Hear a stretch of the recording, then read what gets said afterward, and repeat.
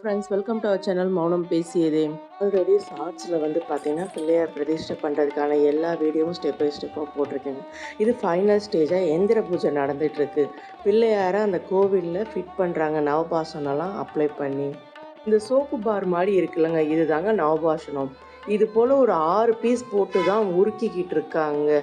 நல்லா liquid consistency வந்ததும் பார்த்தீங்கன்னா அதை எடுத்துகிட்டு போய் பிள்ளையாரை ஃபிட் பண்ணுறதுக்கு அப்ளை பண்ண ஸ்டார்ட் பண்ணிடுறாங்க. இருக்கிறதுக்கு ஒரு சாக்லேட்டை மெல்ட் பண்ணுற மாதிரி இருக்குல்லங்க, ஆனால் ரொம்ப இது விஷத்தன்மை உள்ளது. நவபாஷணத்தை உருக்கிறதுக்கு பயன்படுத்துகிற இந்த கிண்ணமாக இருக்கட்டும், அந்த ஸ்பூனாக இருக்கட்டும், எதையுமே திரும்ப நம்ம யூஸ் பண்ணக்கூடாதுங்க. தூக்கி போடுற மாதிரி தான் இருக்கும். இல்லை நீங்கள் இது போல் கோவில் வேலைக்கு இந்த நவபாஷணம் மறுபடியும் ரெடி பண்ணுறதுக்கே வேணால் வச்சுக்கலாம்.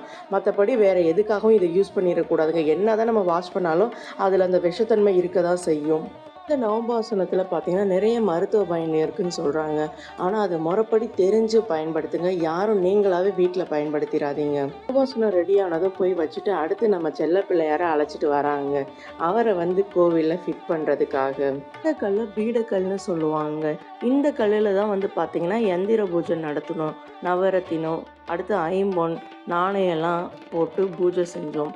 இந்த கல் மேலே தாங்க நவபாஷணத்தை அப்ளை பண்ணி நம்ம செல்ல பிள்ளையாரை ஃபிட் பண்ண போகிறாங்க. இதுக்கு பின்னாடி ஆர்ச் மாதிரி இருக்குல்ல, இதை திருவாச்சின்னு சொல்லுவாங்க. நவபாசனம் அப்ளை பண்ணி பிள்ளையாரை ஃபிட் பண்ணும்போது நல்லா ஸ்ட்ராங்காக பிடிச்சிக்குவாங்க. அடுத்து 12 வருஷம் கழிச்சு தாங்க திரும்ப அதை எடுத்து கும்பாபிஷேகம் மறுபடியும் நடத்துவோம். நவபாசனம் அப்புறம் எண்ணெய் இது ரெண்டும் மிக்ஸ் பண்ணி தாங்க பீடக்கல்லில் பார்த்தீங்கன்னா பிள்ளையாரை ஃபிட் பண்ணுறாரு. நல்லபடியாக ஆரம்பத்துலேருந்து எல்லா பூஜையும் ஒன்று ஒன்றா ஸ்டெப் பை ஸ்டெப்பாக செஞ்சு முடிச்சு இன்றைக்கி எந்திர பூஜையும் பண்ணி பிள்ளையாரை ஃபிட் பண்ணியாச்சுங்க. நாளை காலையில் பார்த்தீங்கன்னா கும்பாபிஷேக விழா நடக்கும். அதோட வீடியோவும் நான் அப்லோட் பண்ணுறேன், பாருங்கள். வீடியோ பிடிச்சிருந்தா மறக்காமல் லைக் பண்ணுங்கள். சப்ஸ்கிரைப் பண்ணாதவங்களா சப்ஸ்கிரைப் பண்ணுங்கள். அப்படியே பக்கத்தில் உள்ள பெல் ஐக்கானை கிளிக் பண்ணி ஆளுங்கிற ஆப்ஷனை கொடுங்க. அப்போ தான் நான் போடுற வீடியோ உங்களுக்கு நோட்டிஃபிகேஷனாக வரும். நம்ம வீடியோ பார்க்குற வியூவர்ஸ் அண்ட் சப்ஸ்கிரைபர் ஃப்ரெண்ட்ஸ்க்கு ரொம்ப பெரிய தேங்க்ஸ் ஃபார் வாட்சிங்.